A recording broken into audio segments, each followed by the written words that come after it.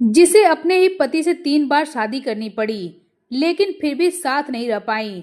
घर से जब 12 लाख रुपए बरामद हुए तो कोर्ट में कबूल करना पड़ा कि वो पैसे वेश्यावृत्ति से कमाए हैं। बॉलीवुड में तो वैसे कई ऐसी एक्ट्रेस रहीं जो अपने फिल्मों के कारण तो कुछ अपने कारनामों के कारण हिट रहीं।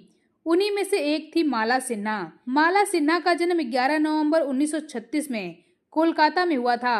माला का जन्म ईसाई नेपाली माता पिता के घर हुआ था, जो नेपाल के मैदानों से भारत के पश्चिम बंगाल में आकर बस गए थे।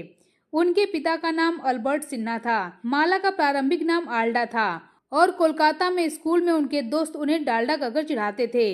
इसलिए उन्होंने बाल कलाकार के रूप में अपना पहला काम मिलने पर अपना नाम बदलकर बेबी नजमा रख लिया। बाद में जब उन्होंने एक अभिनेत्री के रूप में हिंदी फिल्मों में काम शुरू किया तो उन्होंने अपना नाम बदलकर माला सिन्हा रख लिया।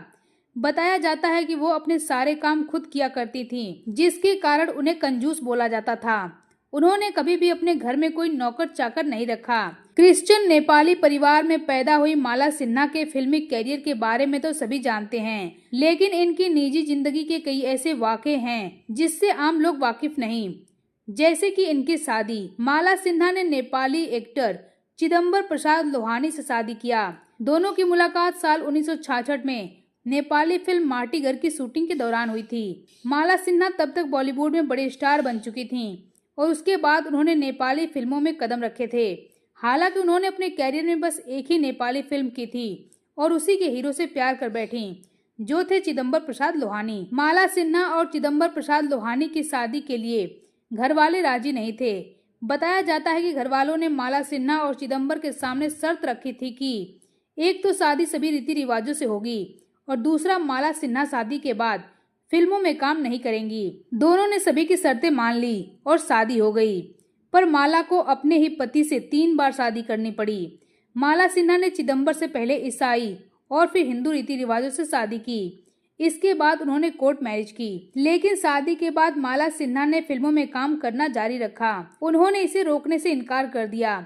माला सिन्हा का ऐसा जुनून देखकर उनके पति ने उन्हें काम करने की इजाजत दे दी, लेकिन इस कारण माला सिन्हा को मुंबई में अकेले रहना पड़ा, क्योंकि चिदंबर प्रसाद एक नेपाली एक्टर थे और उनका खुद का बिजनेस भी था, इसलिए वह नेपाल में ही रह गए।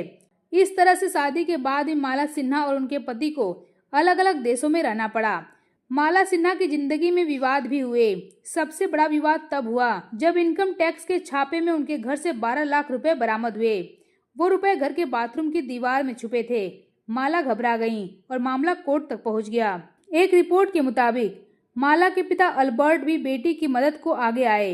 उनके वकील ने माला को कोर्ट में बचाने की पूरी कोशिश की। जब बात नहीं बनी तो पिता के वकील ने माला सिन्हा से कहा कि वह यह बात कोर्ट में स्वीकार कर लें कि उन्होंने ये रुपए वेश्यावृत्ति से कमाए हैं। माला सिन्हा पहले तो घबरा गईं, लेकिन फिर उन्होंने कोर्ट में यह बात कबूल कर सबको चौंका दिया। दूसरा बवाल तब हुआ जब बेटी प्रतिभा सिन्हा को म्यूजिक डायरेक्टर नदीम सैफी से प्यार हुआ। नदीम मुसलमान थे और शादीशुदा भी। जब माला सिन्हा को यह बात पता चली तो वह इस रिश्ते के खिलाफ खड़ी हो गईं।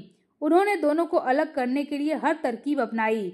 मसाला.com के मुताबिक माला सिन्हा बेटी प्रतिभा को चेन्नई ले गईं, पर जब प्रतिभा वहां से लौटी तो नदीम संग अफेयर से इनकार कर दिया। प्रतिभा के इस इनकार से नदीम सैफी को तगड़ा झटका लगा और नदीम ने एक मैगजीन को दिए इंटरव्यू में माला सिन्हा पर गंभीर आरोप लगाए। नदीम ने दावा किया था कि माला सिन्हा फोन करके उनकी पत्नी को गालियां देती थी और फिर प्रतिभा माफी मांगती थी। प्रतिभा की बात करें तो उन्होंने राजा हिंदुस्तानी समेत कई और फिल्मों में काम किया, लेकिन साल 2000 में उन्होंने इंडस्ट्री को अलविदा कर दिया। वहीं माला सिन्हा भी अब बॉलीवुड से दूर अपनी जिंदगी जी रही हैं।